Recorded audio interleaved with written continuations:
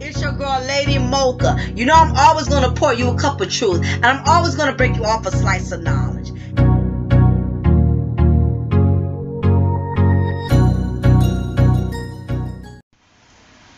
Hello and good evening. I want to thank you for stopping by to dine in with me, your girl, Lady Mocha, your diva in knowledge, here at Cafe de Paris. You know, I'm always coming up with the best recipes. I'm always serving you the best topics on the menu. You know how I operate, y'all. I want to thank all of you for stopping by. Just take some time out your day to view my video. I want to thank all of my subscribers, old and new, those who've been rocking with me from day one, those of you who are just getting on board. I welcome you to Cafe de Paris. For all of you who are just kind of joining me, just to give you an idea what Cafe de Paris is all about. Basically, most of my videos could pertain to everyday life situations, okay? I'm not one of those vloggers. I don't do a whole lot of celebrity gossip, celebrity tea. Every once in a while, if a viewer asks me to comment on a certain situation so happening involving a celebrity or somebody or even people who are not celebrities, if somebody sends me a video or a clip and asks me, you know, I would like to get your comment on this, I would like to get your perspective, you know, I'll share my own perspective just based on everyday situations. So just keep in mind, you know, that's what makes me a little different. Whenever you log into this channel, it's basically, I'm talking about everyday situations, basically pertaining to relationships, friendships, drama with family, baby mama drama, baby daddy drama. I just talk about everyday common issues, things that just about everybody can relate to, whether you black, white, young, old. I talk about situations that everybody has gone through at some point in time in their lives, okay? So just to give you an idea as to what my channels consist of, because I know a lot of people, you know, have they you know, view certain bloggers for certain reasons, and I'm just one. I basically my platform, my channel is just based on just everyday life lessons. Basically, that's what I do. I try to give wisdom. I try to give knowledge based on my own personal experiences or based on my own perception of things. So basically, that is what I do. For some of you who've been rocking with me or who just joining me, just to give you a background on me, I started this channel sometime last year. Within I think, hell, I don't know, I can't remember if it was June, July, during the summer, and I did one video, and the first video I did was Black Men Beware of These. This wasn't something I just really wasn't like looking to do. It just kind of happened. This is something I've always wanted to do, but I didn't just wake up one day and say, okay, today I'm just gonna blog.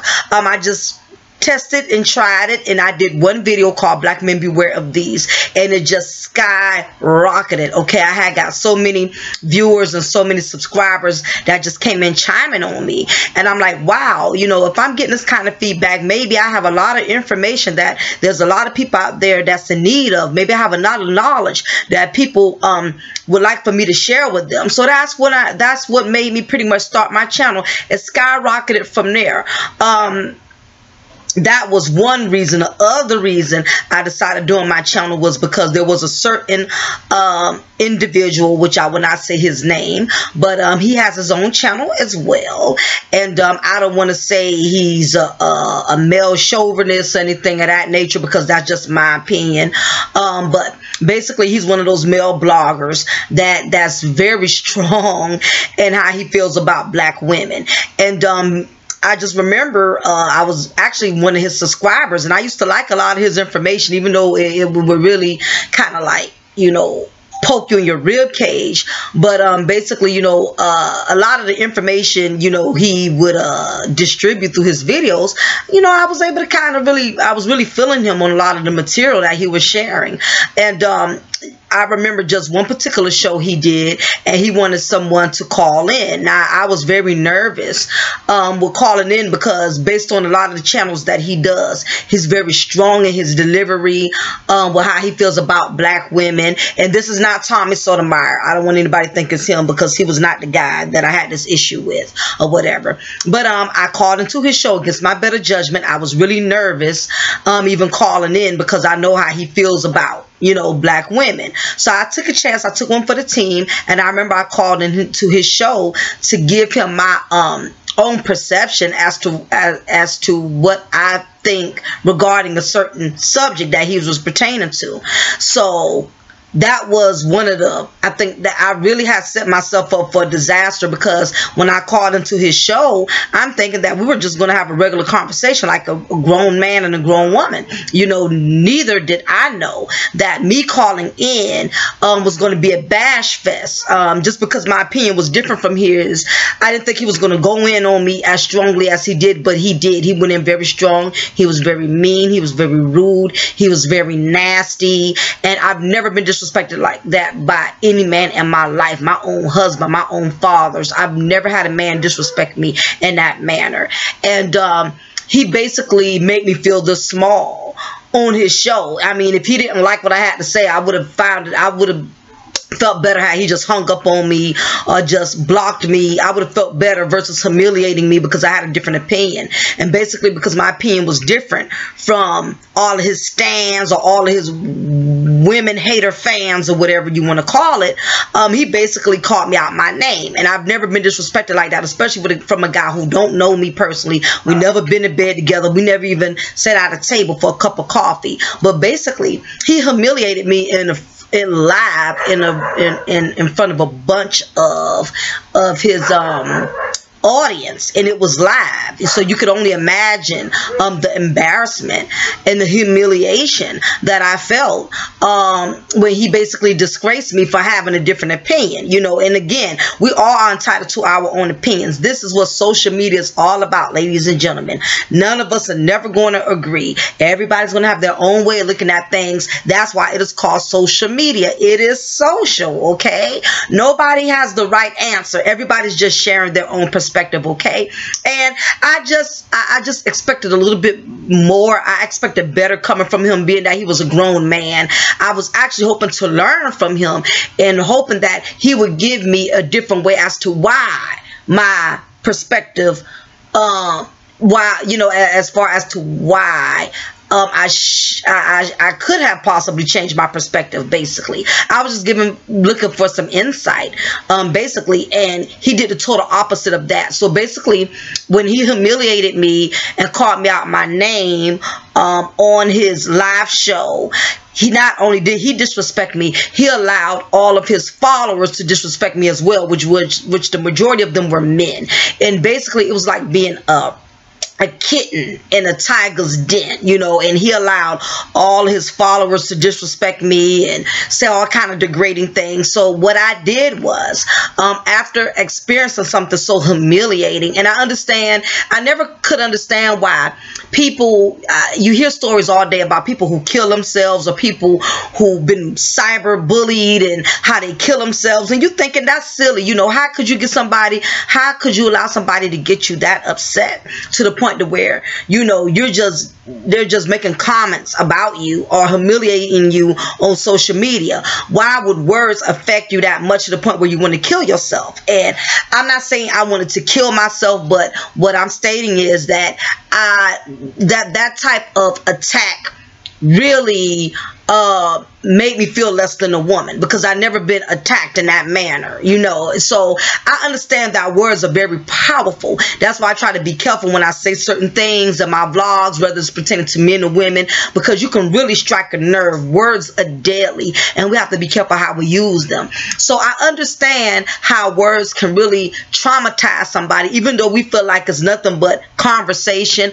But depending on that person's emotional state at the time, you have to be careful how you really go in on people, even if you're feeling some type of way, because you don't know what type of emotional, you don't know if that person want to kill themselves, or if they're already feeling down, like the world is caving on them. And fortunately, I'm a strong woman to where you know, it bothered me, but it didn't take me to the extreme to where I wanted to jump off the ledge. But as bloggers, we have to be very mindful as to how we handle our viewers, because you don't know what somebody's going through behind the keyboard. You know what I'm saying? So I try to be very sensitive and compassionate, even when I'm getting tried, even when I'm being challenged. I try to be careful with my delivery. And if I feel it's going to take me out of character, I just block a person. I'm not going to go toe to toe with you. I just don't have the energy, and I'm just too much of a woman to even keep going back and forth. But basically what I did was, instead of allowing that situation to make me feel less than, that situation inspired me to do my own channel, which is Cafe de Paris. Because what it made me realize was, if a man of his ignorance felt that way, I could only imagine how many other millions of thousands of men perceived black women the way he did. Not realizing that the black woman who called into his show was willing to learn from him, was willing to try to, basically was looking forward to be enlightened on his knowledge. I was looking forward to that. And his whole attitude shunned me away. And that's like, you know, being a teacher and you have a student that's so eager to learn that they're knocking on your classroom door because they want to learn, and because you're in your feelings or you have an attitude or you don't want to be bothered, you telling this child to get the hell on.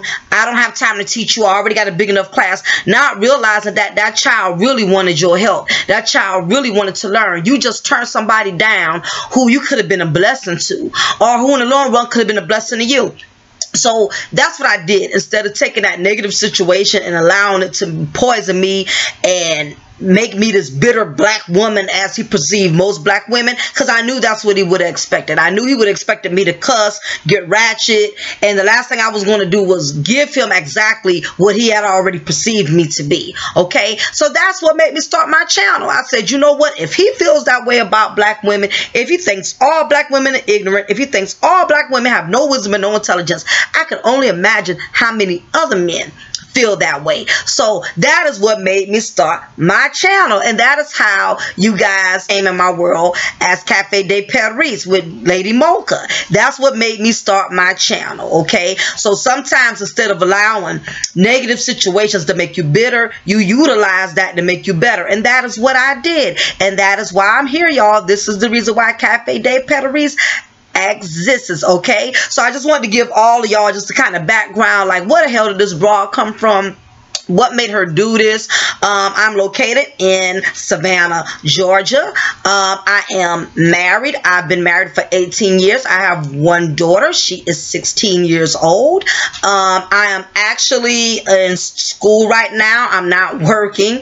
I'm actually currently in process of obtaining my second master's degree in Homeland Security. I already have my first master's degree in criminal justice, and I already have a bachelor's degree in psychology. So based on a lot of the information that I'm giving y'all, it's not just stuff that I'm just giving y'all. A lot of this stuff comes from my education and also from my personal experiences, and also a lot of it comes from the wisdom that my mother has instilled in me. So that is the reason why most of the knowledge that I give you guys, that is where it's derived from. It's derived from my education, it's derived from my upbringing, it's derived from my personal experiences. Okay, so that is why I'm able to provide you guys with so much of this knowledge that I love doing, and this is something that I love to do. I don't dread doing this. I have fun, I have a good time. I like rocking out with my viewers live. You know, that's just, I just like to have a good time, and I'm all about grown folks conversation. I don't think disrespect is necessary.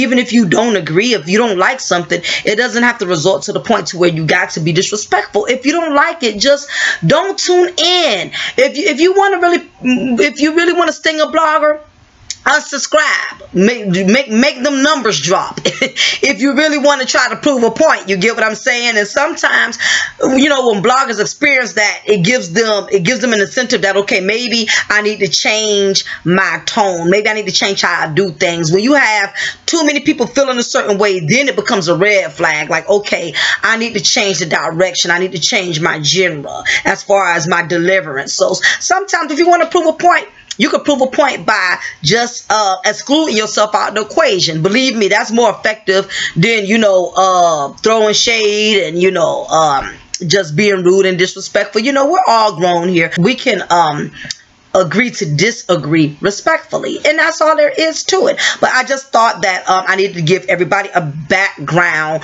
on where the hell I came from and what made me start doing my channel. But on that note, I I am going to go in on today's recipe, today's topic. The new recipe for today is your relationship worth preserving? Yes, I know a lot of viewers, I know a lot of y'all out there who are in relationships are constantly looking for answers, because relationships are not easy. They're not easy. There's always some challenges, and sometimes, you know, we look for answers for the simple fact that when you're in a relationship and when you're committed to somebody, you want to find hope. You look for hope. You look for faith. You look for an incentive to keep going.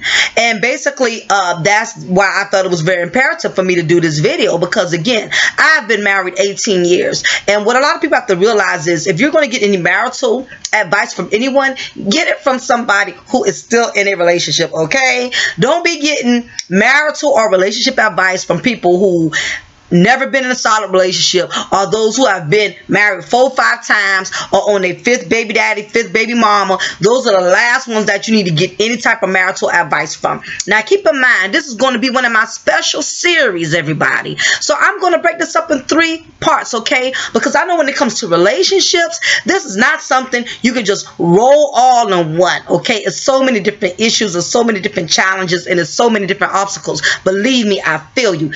Been there, done that. I got the t-shirt, and I'm definitely going to enlighten all of you and break down everything to the lowest common denominator, so you can do some self-evaluation with your relationship and find out, you know, is this relationship worth holding on to, or am I wasting my time, or should I just throw in a towel? Because let me tell y'all something, what people don't realize is relationships are a lot of work. And what pisses me off about grown folks when it comes to relationships is too many you know, immature men and women who are in relationships and they don't have the tenacity to keep it going. Relationships are not for kids. Marriage is not for children. If you still have a mind like a child, meaning you still want to do you, it's your way or no way at all, you don't give a damn about somebody else's feelings,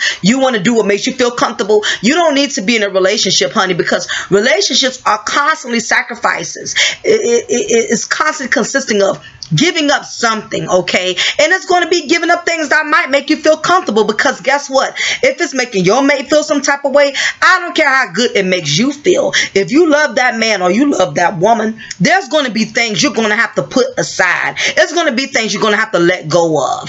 And it doesn't make you less of a man. It doesn't mean you whipped because you're a man and you're willing to make changes to please your woman. And it doesn't mean you're less of a woman because you're willing to make changes to please your man. Relationships, marriage is constantly about grooming each other. Meaning you guys are going to be teaching each other something throughout your whole duration of your relationship, okay? My husband has had to teach me so much. I came to him as a little girl and became a woman over the years within our marriage, and vice versa. He came to me as this little boy, and it took us having to constantly groom and mature one another. You know, you're constantly, and that's what relationships are all about, ladies and gentlemen. You have to constantly groom one another. Constantly. You're going to teach each other something new every day. There's no such thing as, well, damn, I thought once I taught him this, I wasn't going to teach him something else. You're going to constantly have to teach and feed each other. A relationship, I'm going to use one of my little corny ass cliches, but this is the best way I can make y'all understand. A relationship is like a flower in the rain, okay? It has to constantly be watered in order to grow, in order to bloom. It needs water. It needs sunlight, okay? It needs these things. It needs these resources in order for the relationship to grow. What does a flower do if it doesn't have any water or any sunshine? Duh, it withers, it dies. And that's what happens with these relationships and these marriages. A lot of y'all are together, but y'all are not doing nothing to keep these relationships going, okay? Y'all done got so consumed their routine. Get up, go to work, feed the kids, come home from work, cook dinner, feed the dog, make sure the kids take a bath, you go to bed, and that's it. You know, a lot of people are in relationships Basically because it's traditional. There's nothing emotional about it. And what happens is when a relationship starts losing its value, it dies, it withers. And what happens is both of you slowly but surely start disconnecting.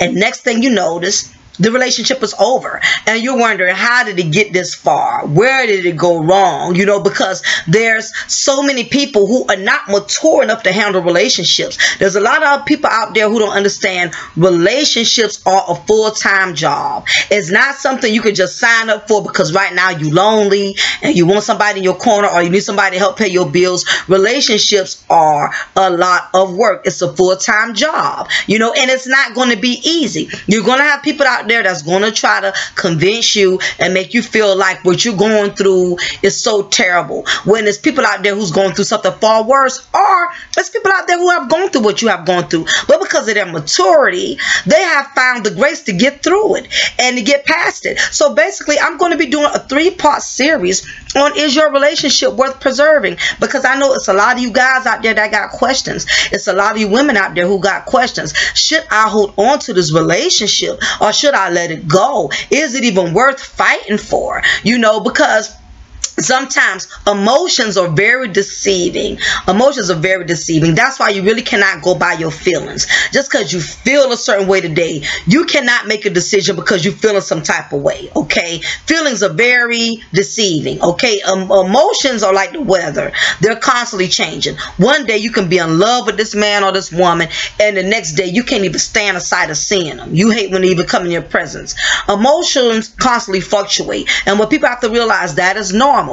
Just because you're not in love with your partner every day, it doesn't mean that you're out of love or there's no longer no chemistry. You have to keep in mind, when you've been with somebody for a long time, I'm not talking about you ones who go from relationship to relationship. Every year you got a different man or woman. Every year, every 2 years you engage to somebody else, or you with somebody else. I can't, this message ain't even for y'all, okay? For y'all who love to hop from relationship to relationship, because you're not going to understand where I'm coming from, because you haven't stayed with one person long enough to understand where I'm coming from, okay? But for all of you out there who have been in solid long-term relationships, 5 years or more, okay, and I'm already in my decade, because again, I've been in the game for 18 years, okay? So only those who have been in long-term relationships can understand. You have to realize that you've been with this person a long time. Okay, I'm always hearing people say, you changed. That man, he changed on me. When I first met him, he wasn't like that. Or she changed on me. When I first met her, we had sex every day. Now we only have sex once a week. Let me tell you something. Relationships constantly consist of changes. And to be honest with you, if your relationship isn't changing, that's not a good thing either. Okay, I understand that change isn't always good, but not changing isn't always good either, okay? You know, because, again, I've been with my husband a long time, and when we first got together, I was 21 and he was 24. So you could only imagine the type of chaos we had in the relationship starting out. And I'll tell you, a lot of relationships usually are pretty good the first 2-3 years.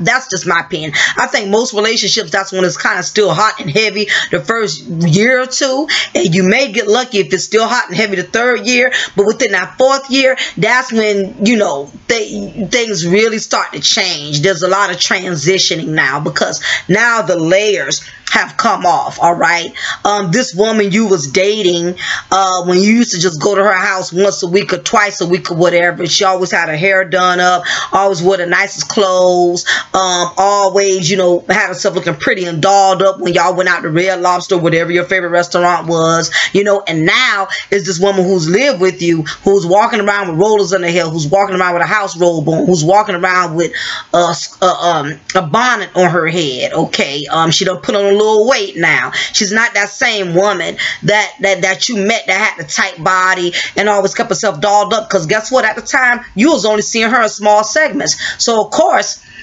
she was able to give you the best of her, because like I tell everybody, relationships are nothing but job interviews. Dating, no, let me correct that. Dating is nothing but a job interview. People are going to always put their best foot forward. People are going to always present to you the wonderful parts they want you to see, okay?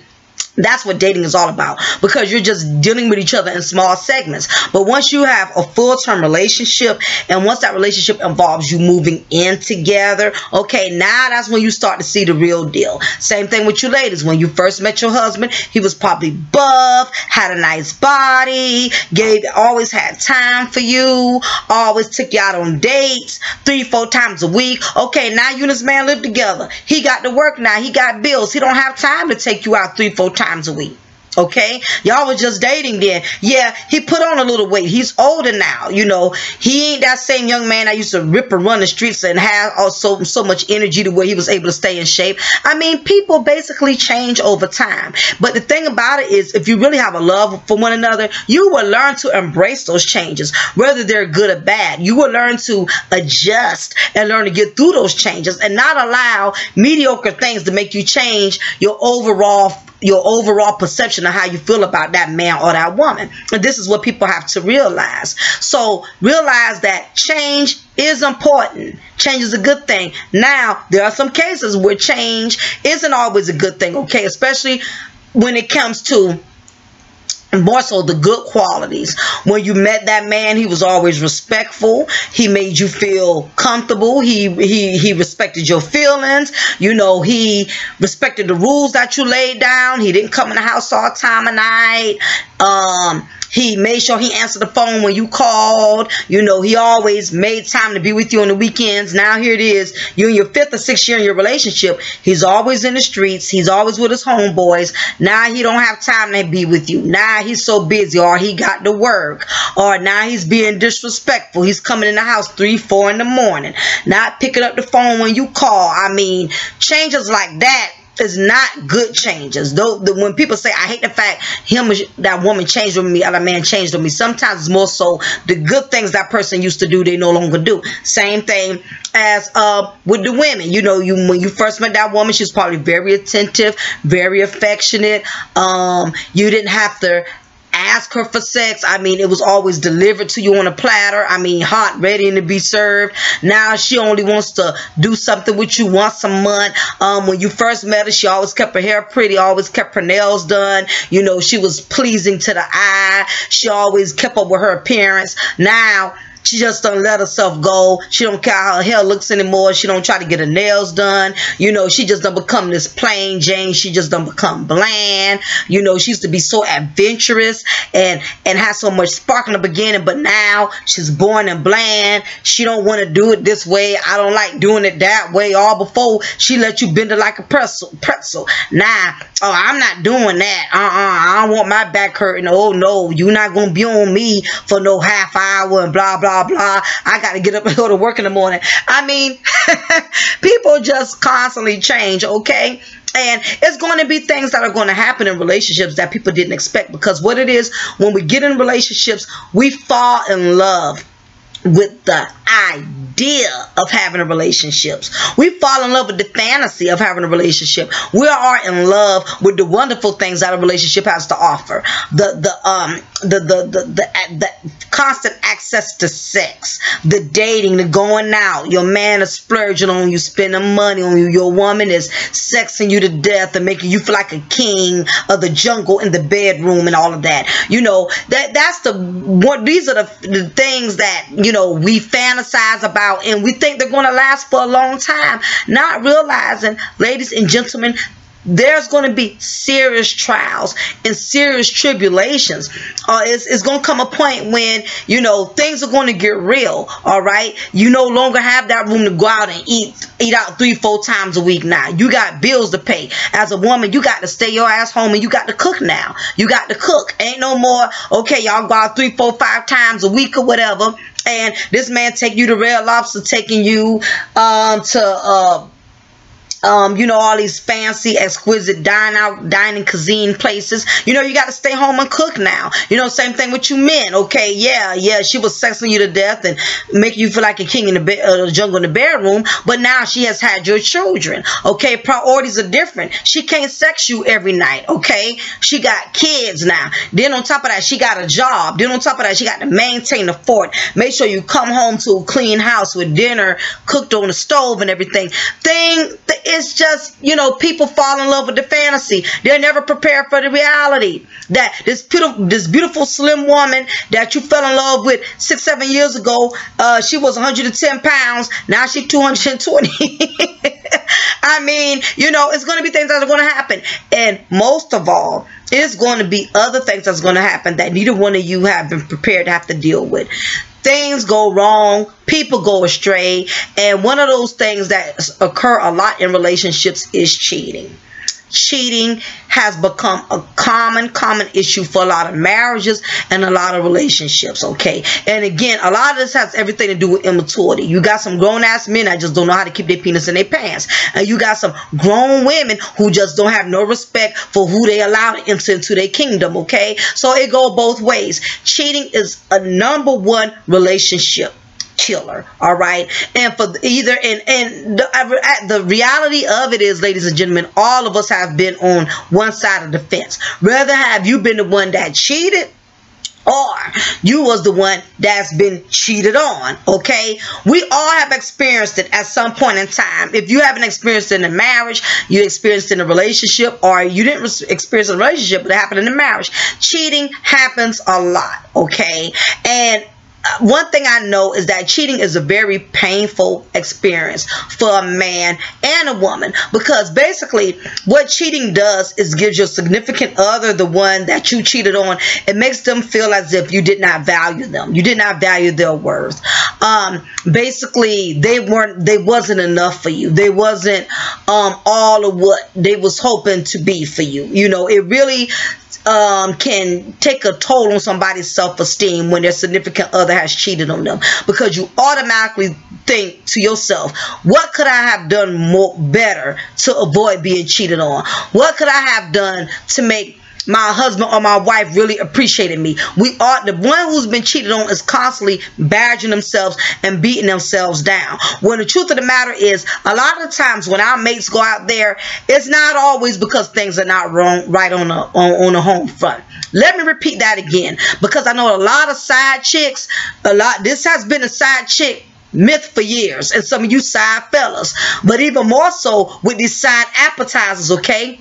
A lot of side chicks have this myth that if a man was really happy at home, he wouldn't be stepping outside of his relationship or his marriage. If she was doing what she was supposed to do, he wouldn't be coming over here getting it from me. That's not necessarily the case. And it's unfortunate that a lot of these side chicks find out the worst way, because you find out, okay, granted, he stepped out and he was in a relationship and he was dead ass wrong as all outdoors. My thing is, if he was really that unhappy, why he's not leaving this person to be with you? I'm not talking about leaving as far as he leaving his house all time of night, coming over to meet you at Motel 6 or the Homewood Suite so y'all bang it out and he still go home. I'm talking about, why is he not leaving this marriage or this relationship that he has made you believe that made him so unhappy, that's depriving him so severely? Why is he still there? Because it's all a game. And it's the same thing for the guys that have been messed around and cheated on. I know men who have been excellent providers, took care of home. Children didn't want for anything. The wife didn't want for anything. Bills was always paid. Wife had the luxury of a nice home, you know, didn't really want for anything, and still she will go out there and mess around and cheat on her husband, who's always provided for her and took care of her. This is one of those things ladies and gentlemen, that basically boils down to cheating just consists of selfishness. It has nothing to do with what you're getting from home, with what you're not getting from home. This has been an excuse that a lot of people have used to justify their reason for cheating. Okay? Because granted, even as the partner who has been cheated on, believe it or not, you also have the same room to go out there and cheat. You can do the same thing. But for those of you who have not cheated, you didn't cheat because it was a choice. Okay? It was a choice. And for those of you who have cheated, that was the choice that you made. It wasn't because I want to get that thought process out of cheater's mind. I wasn't getting what I needed. Even if you wasn't getting what you needed. Okay, that is where communication comes in. All right. And some of y'all feel like, okay, well, I have communicated. I told her I don't feel like I'm getting enough attention. I told him I'm not getting enough attention. Do you really think for a second that bringing a whole nother individual outside into your current problem is going to change your current problem? No, it doesn't. If anything, it agitates the situation and it makes it worse, because now you done added a whole nother human being to the equation, okay? And this human being that you're bringing into the equation has emotions and feelings just like you and your significant other.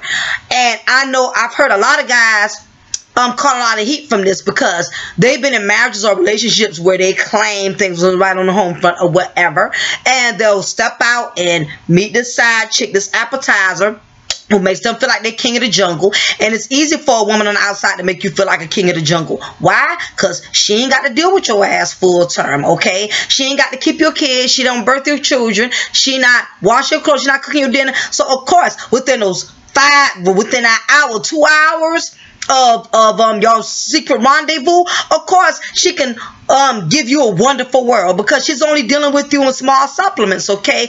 Guarantee you marry her, move her in your home, you're going to end up eventually getting that same dry ass wife life that you have with your current wife, because everything gets old after a while. I don't care how things start off hot and heavy, things get old, okay? But what ends up happening is a lot of men have been played in this process. These women, these appetizers, act like they understand you have somebody. They act like they understand, and they're just in it for the sex like you. Okay, they don't want no commitment. They don't want no attachment. They don't want no feelings involved. They just want to get with you on that level too. And it's all a big fat frog of a lie, because the more you keep taking a woman to bed, eventually she's going to get attached. Okay. It's going to, and it has happened to a lot of brothers. You have a lot of men who have allowed themselves to be manipulated by these appetizers and say, hey, I don't mind if we just get together every once in a while. But next thing you notice, after you done took this chick to bed 3, 4, 5 times, now she's wondering, because she hasn't heard from you in a week. I ain't heard from you in a while. When you going to come by and get some of this sweet potato pie? I mean, you know, why I haven't heard from you. I mean, okay. It just was supposed to be a hit and missing type of thing. Now this person is trying to keep up with your whereabouts. They want to know why they haven't heard from you. You know why? Because they have built an attachment with you. All of it was game just to make you feel comfortable with going to bed with them. And same thing with some of you ladies. Some of you ladies, even y'all have to be careful right now, because you have a lot of men. You have some of these men that are built like cottonelle tissue. Not all of them, because you have some men, they could hit you off, know you married, know you in a relationship, and that's even better for them, because they don't have to worry about you stalking them or chasing them or trying to make their life miserable. But sometimes it'll be just your luck. You end up with that one psychotic dude, you know, that you break him off something, break him off a little something, he get attached, he go fool, he's stalking you on your job, he's stalking you, your husband, you know, he on your Facebook account, lurking. I mean, you cannot, I stress this 1,000 times, you cannot go by how a person look. You can't figure because a person young or they stupid, because you have some men who deal with younger women, or some older women who deal with younger men, and figure because they're young, I could take advantage of this young person. I could screw them and as much as I want to, lay them up as much as I want to, and because I'm older, I'm more experienced, I can always get over. But the problem is when you're taking advantage of somebody that's younger than you, you have to realize they are immature, which means because of their lack of emotional experience, those will be the ones that will try to ruin you. Because you have to realize they're young. They're not emotionally developed, okay? They don't know how to take a licking to keep on ticking. A lot of young people are not emotionally developed to deal with rejection, okay? So for you older men out here who messing with these young broads because they still got these nice perky titties and still look cute, and because your wife over here, everything that used to point north, now pointing south, she boring, she dull, and you banging this young chick out, realize that you're going to create a parasite. You're going to create a monster, okay? Because you got to realize her psyche, she's young.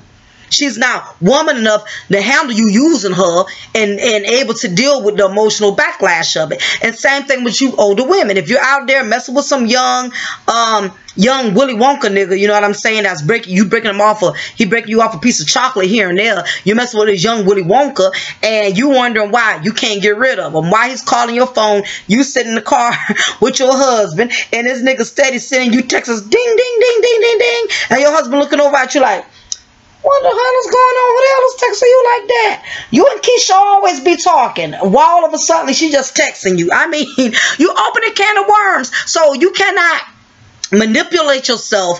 For you who out there who cheating, who are messing around, you cannot manipulate yourself and figure because somebody's young, you can use them and pimp them out. That's not always the case. Another thing, you cannot take advantage of other people because of their color. I don't care if she's a white woman. I don't care if she's a white man. Guess what? They still got feelings, or any other race. Because a lot of times all races have the certain amount of prejudices in our mind where we feel like we can get over on a certain type of culture or a certain type of race. And that's not true. You know, you mess with the wrong white chick, she will stalk your life and F you up. You mess with the wrong white guy, he will stalk you and shoot you in the back of your damn head. You just cannot underestimate folks. Don't think because they're young, don't think because they're white, don't think because they're old, that people are going to sit up there and let you play them, use them, take advantage of them, and they're not going to retaliate. You know what I'm saying? So we have to keep this in mind that when it comes to cheating, that you are actually creating more problems when you bring another individual into your current situation. If you and your wife or you and your husband have an issue, bringing somebody on the outside is not going to fix it. Things happen. People end up getting pregnant. This has happened in a lot of cases, okay? Guy messing around, dipping it, dipping back and forth in a little cookie jar. You know, you still in the cookie here and there. Okay, now you done got stuck in the cookie jar because your side chick done got pregnant. This will open a whole nother can of worm of problems, okay? Because now this is a person that you're going to have to be attached to for the rest of your life. Not only that, now this is another burden you done placed on your spouse. And the same thing for you women now, because it ain't just men who done knock chicks up. It's women who have gotten knocked up from other men while they were in relationships and while they were in marriages. Okay, this goes both ways now. This is not just a man problem or a woman problem. People step out and don't have enough respect and dignity to use protection. Not understanding that you already wrong for stepping out there, but the least you could do is protect yourself and use protection and not make things any worse than what it is. But when people get in the heat of the moment, that's what happens. You know, sometimes stolen. Have you ever kind of, every as a child, every grandmother, every household had that one jar of cookies and candy. And you know how your grandmother would tell you, no cookies after dinner, or don't eat all the candy out that candy dish, okay? And it's always been at one point in time when you just couldn't wait for dinner to be finished, and you was still at one cookie. And something about that stolen cookie tastes so good. I mean, I remember when I was on a diet and I wasn't supposed to eat no donuts, no sweets, and I just could not resist temptation. So I remembered I was going near Krispy Kreme because, I'm a Krispy Kreme addict, honey. When that red light bling, I be on it. I know when that hot light bling, when that red light bling, it's time to get some Krispy Kreme, okay? And I was on a diet and I just couldn't resist. I saw that red light blinking and it was just calling me like Pookie. It was just calling me. It was just calling me.